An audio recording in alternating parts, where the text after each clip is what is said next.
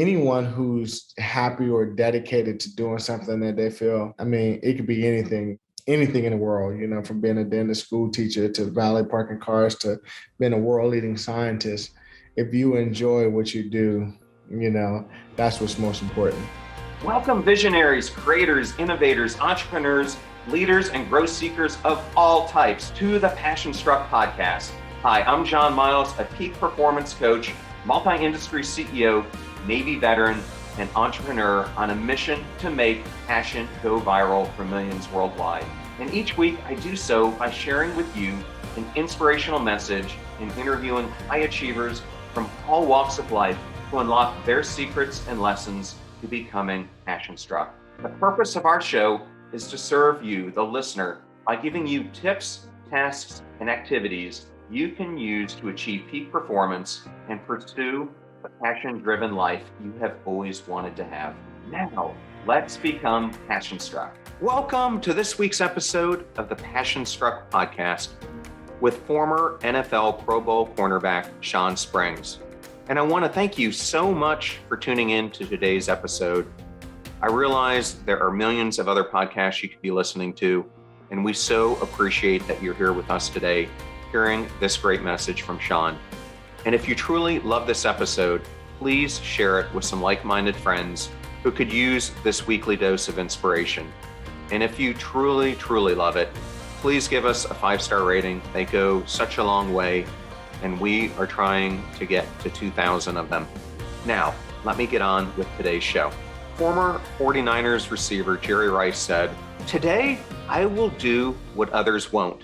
So tomorrow, I can accomplish what others can't." And Dallas Cowboys former quarterback Roger Staubach said, "Winning isn't getting ahead of others. It is getting ahead of yourself." And I picked those two because as you hear today's discussion unfold, both will tie into my discussion with Shawn Springs. Now, let me tell you a little bit more about Shawn. He is a former Pro Bowl professional football player who was a cornerback in the NFL for 13 seasons, playing for the Seattle Seahawks, the Washington Redskins, and the New England Patriots. He was an All-American at The Ohio State University and became the highest draft pick ever at his position of cornerback. Today, Shawn is the CEO of Windpact, where he built a core team of engineers, designers, and world-class scientists, all dedicated to improving impact protection. And in today's discussion, we talk about his journey from high school through Ohio State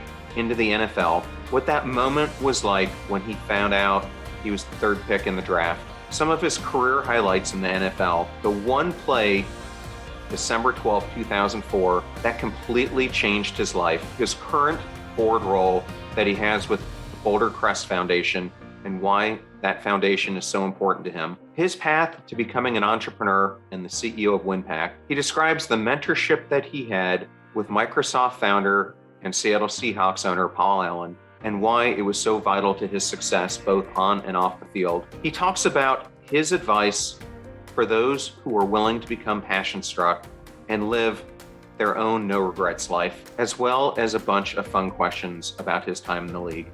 So excited for you to hear today's episode. Now let's become passion struck.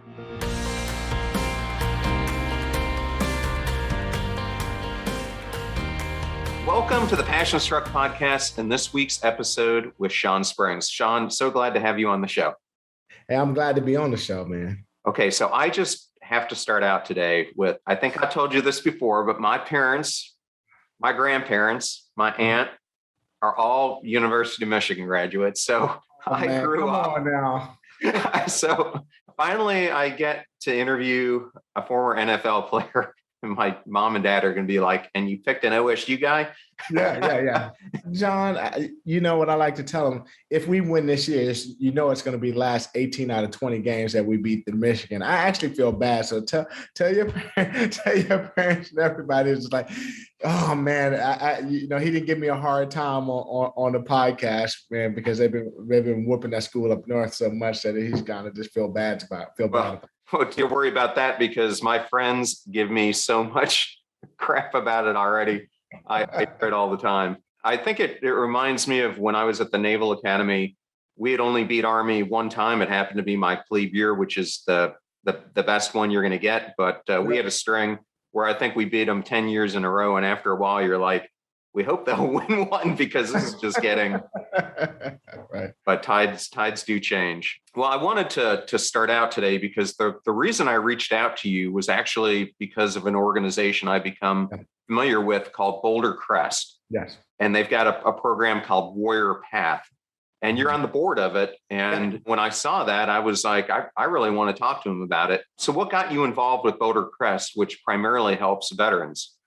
Well, the fact that it's just an amazing organization that helps veterans who are feeling the effects of traumatic brain injury and PTSD kind of be able to overcome some of the challenges that they face. It was something that was near and dear to my heart, one, because there's such a close tie to the NFL and the effects of concussions and what the injuries that they're facing and what we see with the soldiers coming back from war and other places, that it was just a natural fit for me in understanding the challenges. And I wanted to be a part of something, but like that's helping people.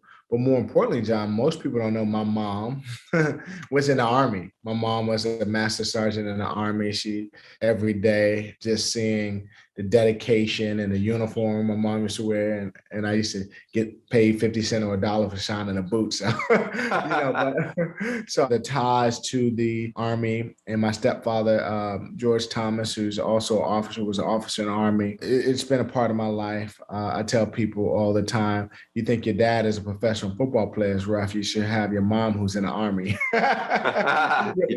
who's really rough. So therefore, I just, I feel the connection there. I'm actually starting today's episode out with a couple quotes. One of them is from Roger Staubach. Did your dad actually get to play with him? Yeah. Yes. So yes. My dad, Roger spoke at my dad's funeral when he passed away, but Roger and my father were pretty close, and he's a good man. Well, I've had the opportunity to meet him one time, and it was completely under different circumstances. I was at Lowe's, and we were searching for another data center, and he got really big into real estate. So we show up to go look at this data center, never expecting that the president of the company would be the one who shows it. But he had heard that a Naval Academy graduate was part of the team that was looking at it. So he came out, and that was how I met Roger Staubach. One of the most humble people you will ever meet as well. So getting back to Boulder Crest, if someone isn't familiar with it, can you just kind of go over what their mission is? And because I had never heard of post-traumatic growth before, which you hear a post-traumatic stress disorder, but not that other term. And the mission for Boulder Crest is to pair up others who are suffering from post-traumatic injuries and soldiers who just want to go back to a normal life as possible. Boulder Crest provides a facility where all type of skills are, from cool stuff from like learning how to paint to just music to all different type of alternative ways to have one in classes to help you as a soldier get back to being able to live a normal life and to be able to develop some of those skills to say, hey, you're not alone. And I think a challenge a lot of times, John, is people who are suffering from, depression or anxiety or some other effects may oftentimes feel like they can't have that discussion with people, or they can't really, who else, and they're tough and they're because of their service. And thank God for the men and women who serve our country and protect our freedom. But you get this reputation of being tough. And sometimes it's hard for you to say, I need help. So Boulder Crest provides a safe place, locations around the country. I live here in Leesburg, Virginia, where there's a huge facility out in the Virginia countryside, as well as Tucson, Florida, and there's other ones opening. But Boulder Crest is an awesome facility, and you can bring your parents and your kids and family as well to visit and come see the work that they're doing there. Okay. And the way I understand it is it starts with a week-long program, which is with a small group of 6 to 8 other veterans. Yep. And then they actually give you treatment for the next 18 months. Because one of the things through my research is often you'll do something to help with a traumatic situation, and it's like a one-time deal, whereas their belief is this needs to become a lifetime program. So by giving you that support, where you can talk to that small team, et cetera. It's kind of a different approach from other programs. Yeah, it's a different approach because you create a brotherhood and going to the Naval Academy and being in those groups. I would say I'm always fascinated with the Navy SEALs and stuff like that. But just hearing about how the Navy SEALs have small teams and move together, I think that's kind of like you have your group of defensive backs. I was a defensive back, that you have those lifetime relationships, and that you can have those friendships and that bond that's created that they can last a lifetime. And that's kind of the concept. We want to make sure that people have that support through their journey over their lifetime. Okay. And I think where I want to take this is I want to go a little bit into the NFL, and then I want to go into what you're doing today. So coming out of the Ohio State University as an All-American, not only were you a draft pick, you were the highest draft pick, I think, of all time at your position. Is that true? That is true. I think I'm tied today with the kid from Ohio State 2 years ago, or 2019 draft, was drafted number 3 overall to Detroit. But I'm still the highest drafted corner in the history of the NFL. So I just have to ask, I've recently done a couple interviews with astronauts on what is it like before you're going to blast off. And both of them were like, I wasn't nervous at all because I did it. We practiced this thing so many times. I don't know how you practice a blast off, but What was it like? I mean, I've always wondered, you're this youngster waiting for Robert Goodell to bring you up. I mean, how nerve-wracking is that? And what did you think? Where did you think you were going to land compared to where you landed? That's a great story. I think all young kids, when you're playing youth sports, you have a dream of one day playing in the National Football League. And I was fortunate to have a great career at Ohio State. And they started to talk about me being a high draft pick. And I left school early. And I promised my mom, she's a soldier, but I promised my mom that I would go back to school and finish my degree. It was important to her. And draft comes around, and had great workouts and teams. And I think a week before ESPN, they said I was going to be in the top 5. And after my workout, so draft night comes around, and I get a phone call from my agent. And he tells me that there has been a trade and the Rams are going to take Orlando Pace at first pick. So I knew I wasn't going to be the first pick, but I could be second, third, or fourth. I was trying to be cool, like I could sleep, but I didn't sleep at all. I stayed up all night thinking about where could I possibly be. And you'd be like, oh man, if I go to Oakland, I'll be living out in the Bay Area. And if you go to Seattle, I don't even know where Seattle is. I'm from Washington, D.C., not the state of Washington. And then potentially Baltimore, which I think they had the 4th pick. Draft day comes around, and I'm sitting there, and you're anxious a little bit, but then there's a calm because you're like, you know what? I know I'm getting drafted because they invited me here, and I sat there with my family, and I went to the 2nd pick went, and I really thought I was going to be the 2nd pick to Oakland, and ended up being the 3rd pick to Seattle, and which changed my life, but. My dad always used to tease me because I cried on draft day. I was upset I wasn't at least the 2nd pick. I was the 3rd pick. But one of the best things that ever happened to me is most people don't know at the time, John, a guy named Paul Allen was purchasing the Seahawks. Yes. Most people don't realize that Paul Allen also owns the Seattle Seahawks and the Portland Trailblazers. They know about him being a founder with Bill Gates of Microsoft. So that was a pretty cool experience, and I get to share that story with you, Paul Allen. Yeah. Well, how much, when you were living in Seattle, which has now become one of the technology meccas, how much exposure did you get to that? A lot of it. I tell people all the time, how I got into what I'm doing today. It's a pretty cool story with John. When I was drafted, the team was actually up for sale. The Nordstrom family, I believe, was selling it to a group out of California. So the team drafted us in April. The team was practicing down in Anaheim. And Paul Allen had made a commitment to purchase the team. And the week later, after the draft, I had to come back out, and I go around to these small little towns, Redmond, Washington, and Kirkland, Washington, and Bellevue. And Mr. Allen says, hey, I'm going to put up $300 million of my own money, and I want to keep the team in Seattle, and we get these new exciting players. And I would raise my hand and say, oh, I'm happy to be here. I want to change the culture of the Seahawks. I'm pretty excited about being here. And make a long story short, John, in between the ride, I asked Mr. Allen, I said, Mr. Allen, did you know you're going to be a billionaire? And he said, Shawn, it wasn't about when me and Bill started Microsoft. It wasn't about being a billionaire. It was about doing something unique and different on this this web, the internet. Yes. And he was just like, what we call disruption today. And I was just blown away, John, with the fact that it wasn't about the money. It was about doing something to really change the world for the good. And it changed my perspective because I'm living in the Kirkland, and I remember today that the apartment was like $2,700 in 1997. And I was like, I know how I can afford to live here.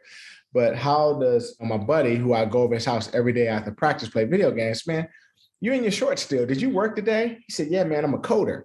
I said, a coder? I don't even know what a coder is. So I'm about to go work for this company, sell books online. I said, man, people buying books online, that's a dumb idea. Right. Today, we know that company is Amazon, right? And then I had another friend who was going to work for a company that was selling water and coffee for like $3, which was Starbucks. And Starbucks, yep. I had another friend that was going to work for Microsoft. So for me, after having that conversation and being able to hang out with Mr. Allen and him telling me stories about data, innovation, I didn't even know the mentor I had. I just was the first person he drafted. So I got a chance to just be around him and get invited to a suite. I got injured one time. I went into the suite and he said, hey, I want you to meet this guy, Steve Ballmer. I'm 21 years old. And I had no idea the type of lessons and type of things he was pouring into a young man's life and showing me what to look out for. And Seattle was a small town. Now we call it a Silicon Forest, right? You think about the future of innovation, and Seattle has played a major part in that. Yes. Well, I've always heard that stadium for opposing teams is one of the hardest to play in because it gets so loud. Is that accurate? It is pretty loud, man. It's not as loud as the old King Dome where all that noise was trapped in, but the 12th man gets pretty loud out there. That's great. Well, I had a couple of fun questions I wanted to ask you, and then I'll take it forward. So you played with some incredible wide receivers, or had to defend them. I wanted to ask, who was the hardest wide receiver you've ever had to defend? Oh, man, that's a lot of good ones over a 13-year period. I've seen some really good ones. Do I have to pick one, or I can give you a couple? You can give me a couple. You're saying I have to pick one. Give me a couple. Give you a couple. Well, my rookie year, my first person I ever checked was a guy you might have heard of named Jerry Rice. My rookie year, I had to check Jerry Rice. That was my first preseason game. I went in there to match up with Jerry Rice. So I did that. The second, Jerry Rice was great. Jimmy Smith, if you remember the old Jacksonville Jaguars, him and Mark Brunell, he was a stud, man. I love Jimmy Smith. And probably, if I had to argue, he was probably one of the top 2 or 3 best players I ever played against. Randy Moss was a teammate in New England, but he was a force to be dealt with. Moss was an unreal. T.O., who I matched up probably the most in my career. I probably played T.O. so many times, and I get tired of seeing him. Yeah, we were friends. And then Torrey Holt. So those are probably my top 5 guys. The T.O.s. The Randy Moss is probably shoulder above everybody. And Fitzgerald towards, I've seen his career too, but those 5 right there or 6 right there, pretty good. And I got to take this the Michigan direction now. So did you ever think that Tom Brady would reach where he's reached? Because did you play him both in college and in the pros? Yeah, that's what I thought. I had a chance to play against him, and actually Tom didn't start when we played him. Actually, Brian Greasy was starting. I think Tom might have came in, and then he started. It was between, I think Tom was right behind like Todd Collins. It was like Todd Collins, Brian Greasy, and then Tom. And you know what? After playing with him 1 year in New England, I know why he's that way. When you talk about relentless, when you talk about smart, when you talk about humble, when you talk about holistic thinking about everything, there's not enough things or compliments I can tell you to put in perspective how good of a human being Tom is, but how good of a football player is. And I don't say that about a lot of people, but man, I get chills thinking about it. That dude is amazing, man. He can inspire anyone. He could take a youth football team that ain't won a game in 20 years and he'd go out there and coach. He's just aspiring in your walks of life. I'm quite sure you come across teammates, generals, others. I mean, you know what it looks like when you come across one of those guys like you're going to battle with, and Tom is one of those guys. Yeah, well, I had to ask because of the Michigan connections, but two, I live in Tampa Bay now, so I think the region is very happy we have him. But it's you can see how much his leadership has meant. And the other thing about him is I never ever hear him talk about putting blame anywhere else. I think he accepts it. So, but his work ethic is just unheard of. So yeah. Well, and I guess the third area I wanted to cover is you and I had a similar experience. Me playing rugby, you playing football. I don't think either of us remember too many details about what happened to us. I remember it was a beautiful day. Yep. We were playing a big match in a tournament, and I was playing winger that day. Ball comes to me, and all I could see was the goalpost in front of me. And next thing I know, I got tackled from behind, and don't know how long I was out, but I woke up because they gave me smelling salts. It took me to the sideline, popped my shoulder back in, fixed my broken nose, and back in the game I went later on because that's what you did back then. Right. And I remember, because I'm an Eagles fan, that sometime I think it was a December game. You were with the Redskins at the time. I think it was around 2012, and can you tell the audience what happened to you? Yeah, well, it was actually before that. It was around 2005 when that happened. 2005. And I was playing in the midfield, and I was kind of spying on Donovan McNabb because he can run pretty good. And I was in coverage, and then I came out of coverage to go chase Donovan McNabb down. And like you said, all I could see was Donovan McNabb in front of me. And next thing you know, I wake up on my back and I could barely breathe. And I saw Brian Dawkins and T.O. and my teammates, and this was standing over top of me. And apparently I got knocked completely out. And the scary thing about that, John, I just remember waking up and I couldn't breathe. And then I was laying on my back, and then I tried to get up and I realized I couldn't move. So I was carted off, and it was pretty bad injury. I ended up playing maybe 1 or 2 games a couple weeks later, but that was an injury that probably in today's game, probably you would miss the rest of the remainder of the season. But also, those, you can't take too many of those hits that could ruin your career. Like you'd have to retire from, football if you get hit like that too many times, more than once. Yeah, well, I mean, or just look at hockey and Eric Lindros or some of the other players. I specifically wanted to talk to you because I think I revealed to you I had a close friendship with another wide receiver you would have known, Vincent Jackson, who unfortunately passed away recently. But it's now coming out that he might have had some of the early onset of CTE, and that was a problem. I wish, because I myself have been through TBIs, that of all the things we would talk about, from relationship issues and other things, the one thing he never talked to me about was that. And I think for a lot of people, it's a hard thing to talk about because some of the symptoms from a brain injury, they're like a snowflake. No two people who have one have the same exact symptoms. So I could have a mild one, you could have a medium, but mine could linger on much, much longer. It's just hard to tell. So, and I know in this NFL community you come from, it's become a much bigger aspect of life. So I kind of wanted to use that as a backdrop to now go into what you're doing with your company, because I think that background probably gave you a lot of passion to go do this.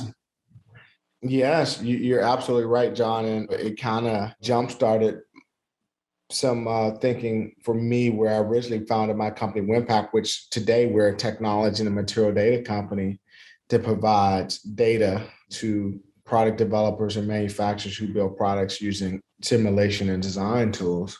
But my initial thought when I came across a technology that I saw in a baby car seat was, how do I make the game safer for the next generation athletes? I saw the effects of TBI to my father and his friends and some of my friends. Unfortunate for me, I took 1 and 2 bad concussions, but fortunate my position allowed me to kind of stay with the little guys. I didn't have to have as much hitting during the game, but I have friends who are suffering from impacts and different things like that. But also, I just really felt like something needed to be done, something needed to be changed, that the technology that was being used in helmets and stuff, why did the technology that was used in the current helmet 30 years later still being used, right? You think how much of a car has changed. And I set the course and the vision of my company to say, you know what, we got to make products safer, helmets safer. So we started off with a crash cloud, which is a pad that absorbs and disperses energy, and then quickly realized that, yes, that is not just a football problem, but it's a problem across helmets, whether it's soldiers using it or baseball or football or all those different things. But what we really realized too, as we were starting to get more products to the market, we realized the thing that really stopped people from developing products faster and better is because of the process. It was antiquated and old. They basically were taking foam, putting it in a helmet, dropping it, putting it in an Excel spreadsheet. When you see companies like GM and Boeing, Boeing doesn't wait till the plane gets to 38,000, 33,000 feet to realize that the alloy is going to expand. They know how that material is going to perform. And we've evolved to that at Windpact, where we the most valuable asset for us is not that we can help create these novel solutions. It's how we do it, leveraging our material data, modeling and simulation, that you can use machine learning and AI to create these novel optimal solutions, whether it's a headrest for an automotive company or a ballistic impact helmet working with the Department of Defense.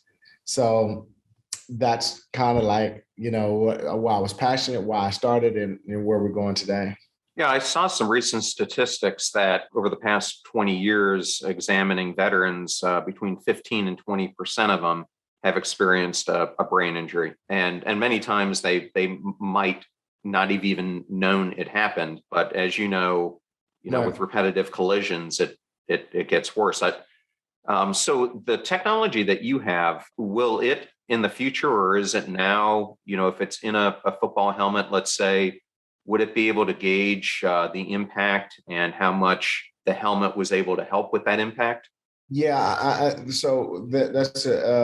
that's a good point. So we started off as an ingredient technology, putting solutions and working with companies like Shutt and Rydell to make better helmets, and still have a solutions part of our business. But for us, the most valuable thing is we could take and work in collaboration with some of these companies to build these great products. But we realize the type of data that we've collected on these foam materials or 3D printed materials is more valuable, that companies like GM can run those simulations, or Bauer for a hockey helmet can run those simulations, or these companies could run these simulations for themselves. That's where we realize that we have a proprietary database of materials and we understand how they perform. And that's kind of what was taking it from the old antiquated way to the new way of doing it. With that being said, John, the future will be monitoring impact, locations, hit, and different things. Today, they're doing that. You can put sensors in helmets, you can do mouthpieces, but the truth of the matter is, until there's a big fight over who owns the medical data, right? Is it the athlete at the University of Michigan, or is it Michigan and the athletic department, or is it Nike who provided the sensors? So right now, there's a little bit of battle between, when you talk about this, I'm just talking about football, for example, on when you talk about data analytics and about the health of an athlete. It's coming. I think it's needed, but there's some things that's going to happen. And I believe that having sensors and camera images in the future will only help companies like us who build these models, build better products. Okay. And since we're talking about TBIs, I'm just going to give a couple shout outs here. I just released an episode today with Dr. Michael Lewis. And if someone is out there and they're listening to this, it's an interesting episode because he's a retired Army colonel who became a doctor, and during the last 5 to 10 years of his Army career became the head of TBI research for the Army, and he discovered that omega-3s can help with treatment of it, even in severe situations. So I wanted to throw that out because that's an interesting episode. And then I've got another one coming up with Andrew Marr, who former Green Beret, who founded something called the Warrior Angels Foundation. And through his work with Dr. Mark Gordon, they've realized that there's a whole side that functional medicine and the use of hormone replacement can help both athletes and service members. So really anyone who's had a TBI. So just wanted to throw those things out there. So from the standpoint of your company, I heard this story in another podcast that you did that you were recognized for a startup program, but you had to give a pitch. And I heard you say on this that you were more nervous doing that pitch than you were playing in an NFL game. And for those who haven't had to do one, why was it that case for you? Just because it was such a foreign thing for you to do? Yeah, I'm a natural shy guy anyway. I think I'm a natural introvert, extrovert because of my job and being a professional athlete. Obviously, I'm recognized in my community and in places. So I had no choice to be extra kind of like talkative. But when you're pitching, I think a lot of people have a fear of talking in front of people. But I was nervous about that pitch. And maybe I'm also nervous for those out there listening. I was also nervous for the first probably 3 plays of the NFL football game. And then once I got into it, I balled out. I was ready to go. And it's the same thing in a pitch. I get nervous because the nervousness comes from an excitement, not necessarily a fear. It's more of an excitement that I have. I feel like I have so much to share and I have to be able to organize those thoughts in a way where they come across precise and I can articulate my point pretty effectively. And sometimes I get super excited and nervous about it because I'm passionate about it. We believe that we're sitting on something exciting as a company. And that podcast you're talking about is with Carla Harris. Yes. I believe where she's at Morgan Stanley, and they got a wonderful program for women, BIPOC, Indigenous, and people of color, a program that they help get funding and recognition. Obviously, it's the biggest challenge I see, John, for me being a minority, especially in the material data and material science spaces, you don't see a lot of minorities, especially professional football players, going to the tech space. Right? Yeah. I'm like a unicorn. I'm speaking at the Geek Wide conference, and I'm like, am I a unicorn because I'm an athlete? I'm a unicorn because I'm a minority. But at the end of the day, man, it's all about solving problems, creating disruption, and doing something good for the world.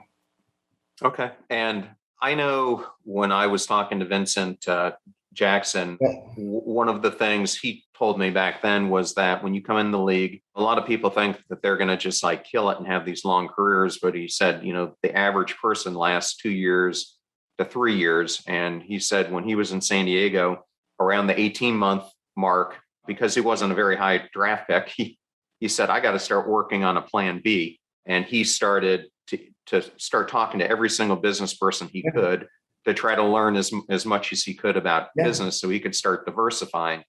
But I know one of the topics we wanted to cover today was professional athletes who leave that, especially in the NFL. There's such a high number that have financial difficulties after they get out. But I think you could apply this to many different lifestyles. So I know one of the things you wanted to talk about was life after the NFL and how do you make that jump? What are some of your secrets? I think, I was one of the fortunate people where I was drafted pretty high in the first round. So I knew that, my career for at least the first 5-6 years was pretty secure based on where I got drafted. And I was able to get a lot of money over my career. I think the big thing for me was going into the NFL as a father who was a professional football player.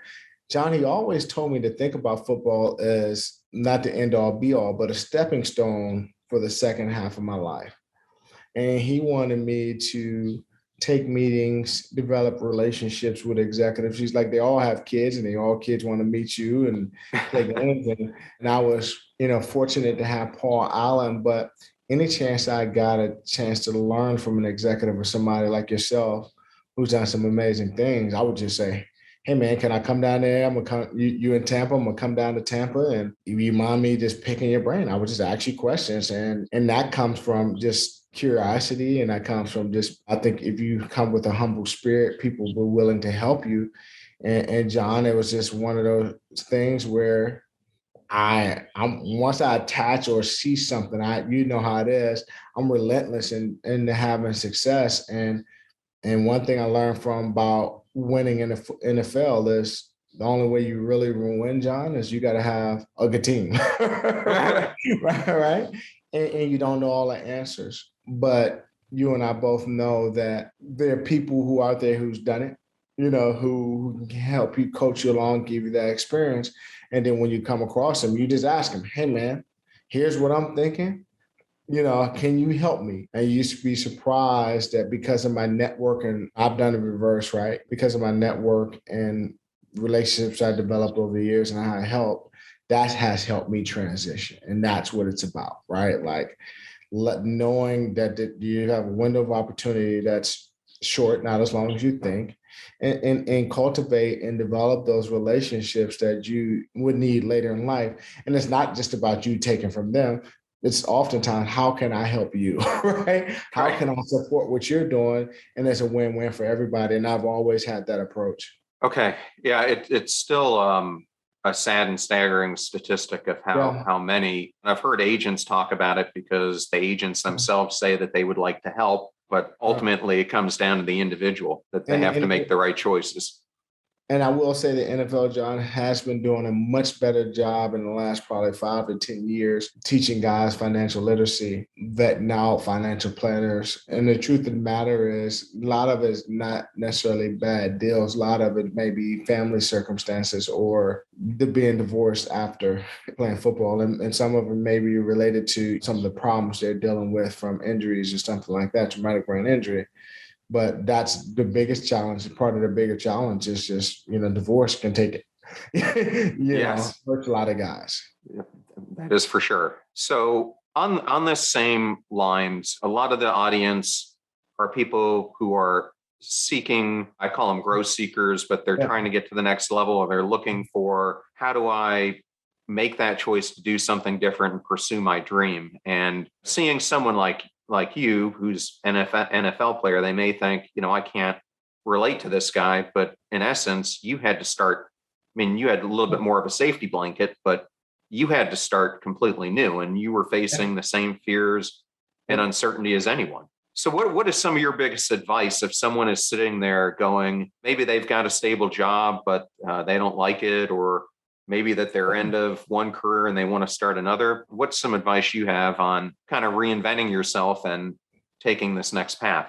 Yeah, and it's scary. It's not an easy thing to do, but I think a lot of it has to come down to your network. Sometimes you may not have the family, but again, going back and asking people, having a friend, hey man, what do you think about that? Find someone in your life who, I like to say it's 3 different people in your life. There's a choreographer who tells you to speed up, slow down. You got the person who's just a listener, and all they do is listen. And then you got the person that you just trust, who's going to tell you whether you're right or wrong. But they're going to give you their honest opinion out through love. So you got to have those type of people in your life. So it's leveraging your network is one. 2, it's in this day and age, the biggest thing that holds people back is fear. And for me, a way I was able to overcome fear is my faith. Fear and faith can't coexist in my world. So just having faith in God that He will lead me in the right direction, and that my vision and my actions are guided by my faith. So that's my personal secret. I have no problem with sharing with the world. And the other thing is having confidence that, we always get this, why not, why me, right? And you got to be able to have that self-talk saying, why not me? And you got to be able to not look at what you don't have, but look at the good things that you have, the amazing things that you have. And whatever those strengths are, try to lean into it and make them even better. And then whatever your weakness is, find how you can make that better, and just hyper focus on, I need to change this and I want to change this. I may need help changing it, whatever that weakness or whatever that is, but just kind of lean into just being committed to the process of being better. And every day celebrate the small steps and manage the highs and lows. That's the best way I can say it, man. Well, I think it's really about action stacking. I think when you go into this, you can't think, I'm going to go from point A to point B overnight. Right. It's never going to happen. I mean, you didn't become an NFL player, overnight. Mm-hmm. You didn't become a successful entrepreneur overnight. And so I think it's every single day taking an action that gets you closer to your goals. And over time, you'll realize just how many of those have stacked up and how much further you've gotten.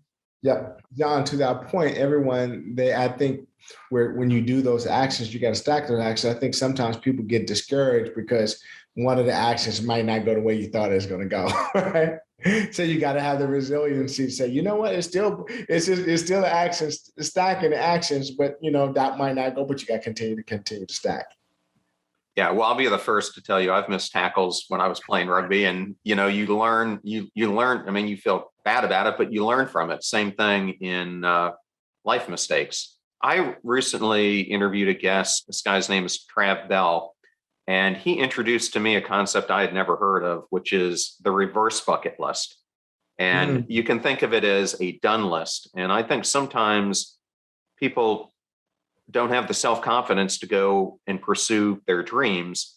And this done list is you go back and you start listing out the accomplishments that you've had, the experiences that you've had already in your life. And you look at that, you just think back, I have done all these things, many of which probably seemed impossible to me at some point. Right. So why can't I take on this next hurdle? So I always encourage people to create a done list when they're looking at what they want to do in the future as well. Right. Right. I totally believe that. And I like to say, celebrate the small wins, man. And you may not be where you want to be, but, just keep pushing forward and don't look back because you move into a new place. I've met people who may accomplish something and they get a big head about it. It would be easy for you to do that being the professional player you were, stuff. How do you stay grounded? And how can people stay, because I think one of the biggest issues we have today is ego and showmanship. And it is becoming such a big part of society. And I think ego is one of the biggest things that can hold you back. And you got to die to your ego every day, man. You got to die. The football is humbling because every year there's somebody smarter, bigger, stronger, faster, right? And you can see it. But I would have to say that boils down to the way I was raised, and I was always a little guy that kind of grew into who I became. But I always had to work harder than everybody else. I was always, just trying to be the best at what I had. I wasn't the biggest, strongest, or fastest, or times the smartest. Even though my mom might argue that I thought I was the smartest at times, but. John, but it really comes back to my family and my faith. And, my mom being a soldier, she came from a very humble background. Both parents came from a very humble background. My mom went into the military to get away from an abusive and alcoholic situation. And my dad was in the NFL, but they had me out of high school and they both were pretty young. So she left me with my grandmother while she was stationed in Germany and other places. Then my dad went off to play in the NFL. So, but John, I had one of those lives where I was grounded in the fact that, I had to work and earn everything. That's that mentality that both parents instilled in me. Still got to do it. I got to work hard and earn everything, man. And you're right. I've accomplished some amazing things. Sometimes I look back, which I rarely look back, but Washingtonian of the Year, highest drafted corner, all Big Ten academically, president of this, global executive boards, done a lot of different things. And to make a long story short, man, the only thing I really care about is being a great dad and building a great company and providing a service to others. So I come with that spirit. If we're all put on earth to provide a service to others, and if I can do that, then I'm winning. Yeah, well, I think you summed it up pretty well. I mean, no matter if you've had your life, if you were Paul Allen, if you're me, if you're someone else, it doesn't matter. We all have self-doubts. I don't care how much you've accomplished. people Right. still have self-doubts. Many times they just don't want to admit it, but it's only human to. So, Yeah, oh yeah. but I think your discussion with Paul about Paul Allen early on, I think was an important one, because sometimes we have mentors in our life and we don't even realize the magnitude that they're going to At have all. when we meet them. And I think he gave you some great advice. And I have never met Paul. I've met Steve Ballmer a bunch of times, especially when I was at Dell. But through my experience with Steve, he was one of the most directed people I've ever met, with his vision for where he thought things should go. And that's something that always stood apart when I looked at Steve and saw where he got in his career. Was he always knew where he wanted to go. He always knew where Microsoft wanted to go. And I think it was that drive. And I have a book coming out, and the first chapter is all about, you need to become a mission angler. And I think it's what Paul Allen told you, is you need to find that issue that's worth solving, kind of like what you're doing with this company now. Yeah. And once you have that, and once you have that mission, that's what gets you going and propelling you forward. You're exactly right. And I think it's part of finding that mission and finding your passion and doing what makes you happy. I think, and that's harder said than done, but anyone who's happy or dedicated to doing something that they feel, I mean, it could be anything in the world, from being a dentist, school teacher, to valet parking cars, to being a world leading scientist. If you enjoy what you do, that's what's most important. Okay. Well, I've got two fairly easy questions to round this out. The first is, do you think the Washington football team can take the NFC East this year? Oh, man, I think it's going to be pretty tough, man. I play for the Washington football team, but I'm leaning towards the Dallas Cowboys. I was leaning towards the Dallas Cowboys unless Dak Prescott's arm is worse than they're saying. Man, I saw that preseason game for the Eagles, and I'm just like, man, it's going to be a rough year. Very ugly for the Eagles, man. And then, out of all the different name choices that you've heard for the football team to be called, do you have one that resonates with you more than others? Believe it or not, I actually like the Washington football team. Right. And I heard Red Wolves and the Senators and, the congressman or something like that. Man, I think that, the Washington football team is not bad, and it'd be interesting to see what they come up with. Yeah, the one that resonated with me is I like the one that honored the Tuskegee Airmen. I think it was called the Red Tails. I thought that. Oh yeah, the Red Tails. Yeah, thought, because it would still play on kind of the Redskins name, but have a more important meaning behind it. Well, Shawn, if audience would like to know more about you, what are the best ways for them to do that? You can email me at my email, Shawn@Windpact.com. It's SHAWN at Windpact, WINDPACT.com, or go to Windpact.com and you can find me there. Twitter, Shawn Springs on Twitter. I think it's Shawn Springs. I preference it out there because I am not good at social media. I am terrible at social media. I don't. But the best way to do it is just email me or LinkedIn. You can find me on LinkedIn as Shawn at Shawn Springs is my LinkedIn name, or Windpact's LinkedIn, and you can find me. And I'll get back to you. I'll respond. I promise. I'll eventually get back to you. Okay. Well, thank you so much for being on the show and sharing your wisdom. Yeah, thank you. It was awesome. What a great episode today with Shawn Springs, and I appreciated all the different topics we were able to cover. And for me, this area of traumatic brain injury and what he's doing with Windpact can have such a profound impact on millions of lives. There are over 2.5 million people just in the US alone who suffer a traumatic brain injury. And there are many more than that who go undiagnosed. Having safety equipment and the ability to analyze it, like Windpact is doing, is so vital to people not only playing sports, but doing recreational activities like riding bikes in the military, first responders, etc. I also wanted to give a further shout out to Boulder Crest and the Warrior PATTH program, as well as the Warrior Angels Foundation, that I discussed on the show. And if you want some more information on this, I have some great episodes. One with Dr. Michael Lewis, who's one of the foremost experts at using functional medicine to treat traumatic brain injury.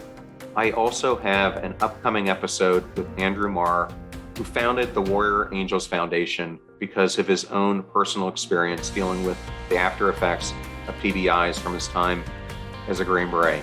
If there is a topic or an interview guest that you would like me to have on the show or talk about, please DM me at Instagram at John R. Miles. And if you haven't checked it out and subscribed, please go to our YouTube channel, also at John R. Miles, where there are literally hundreds of videos across a variety of topics, from overcoming adversity, personal growth, how to achieve peak performance, health and wellness, relationships, entrepreneurship, and so much more. Now go out and become passion struck. Thank you so much for joining us. The purpose of our show is to make passion go viral. And we do that by sharing with you the knowledge and skills that you need to unlock your hidden potential. If you want to hear more, please subscribe to the Passion Struck podcast on Spotify, iTunes, Stitcher, or wherever you listen to your podcasts at. And if you absolutely love this episode, we'd appreciate a 5-star rating on iTunes and you sharing it with 3 of your most growth-minded friends so they can post it as well to their social accounts and help us grow our Passion Struck community. If you'd like to learn more about the show and our mission, you can go to passionstruck.com, where you can sign up for our newsletter, look at our tools, and also download the show notes for today's episode. Additionally, you can listen to us every Tuesday and Friday for even more inspiring content. And remember, make a choice, work hard, and step into your sharp edges. Thank you again for joining us.